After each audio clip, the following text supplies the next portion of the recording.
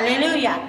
ఏదైనా వాక్యము 15వ అధ్యాయము 8వ వచనం 2026వ సంవత్సరం.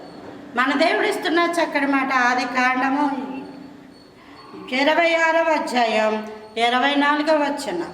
అక్కడ నుండి అతడు బెయేర్షెబాకు వెళ్ళను. ఆ రాత్రియే యెహోవా అతనికి ప్రత్యక్షమై, నేను నీ తండ్రి అయిన అబ్రహాము దేవుడను, నేను నీకు తోడై ఉన్నాను గనుక భయపడకము, నా దాసుడైన అబ్రహామును బట్టి నిన్ను ఆశీర్వదించి నీ సంతానమును విస్తరింపజేసేదనని దేవుడు మాట్లాడాడు.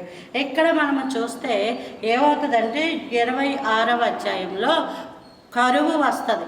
ఆ కరువులో లోకం అంతా కరువే, ప్రపంచం అంతా కరువే, ఎవరు వ్యవసాయం చేయలేదు. ఇస్సాకు ఒక్కడే వ్యవసాయం చేసే.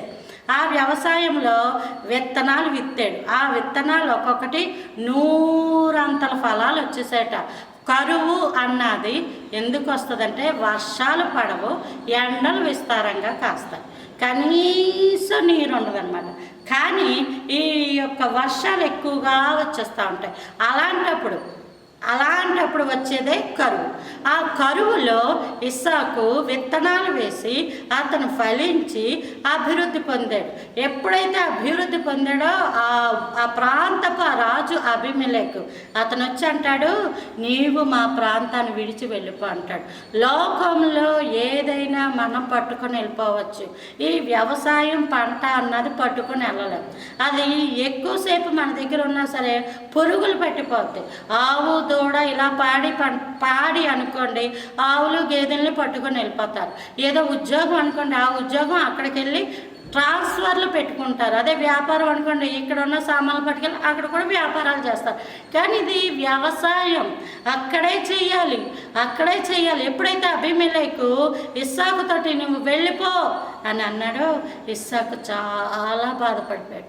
అక్కడి నుంచి వెళ్ళిపోతే దేవుడు ఇస్సాకుతో మాట్లాడుతున్నాడు, నేను నీ తండ్రి అయిన అబ్రహాము దేవుడను. అంటే నాకు నువ్వు తెలుసు, మీ నాన్నగారు కూడా తెలుసు అని అర్థం. లోకల్లో నీ ఎవరన్నా సరే మనం వెళ్ళి నేనండి పలానా అండి, మా నాన్నగారండి పలానా అండి అని అవతలలో చెప్తున్నాను కాదు, అలా వింటున్నారనుకో మనకేం నమ్మకం ఉంటుంది. అదే మనం వెళ్ళేటప్పుడు కాదు, నాన్న నాకు నువ్వు తెలుసు, నువ్వే కదా మీ నాన్నగారు కూడా ఎలా బ్రతికారో నాకు తెలుసు అన్నారనుకోండి, మన గుండెల్లో అంత ధైర్యం ఉంటుంది. అదనమాట అబ్రహాము దేవుడను అని చెప్తూ, నేను నీకు తోడై ఉన్నాను గనుక భయపడకము, నా దాసుడైన అబ్రహామును బట్టి నిన్ను ఆశీర్వదించి నీ సంతానమును విస్తరింపచేసేది.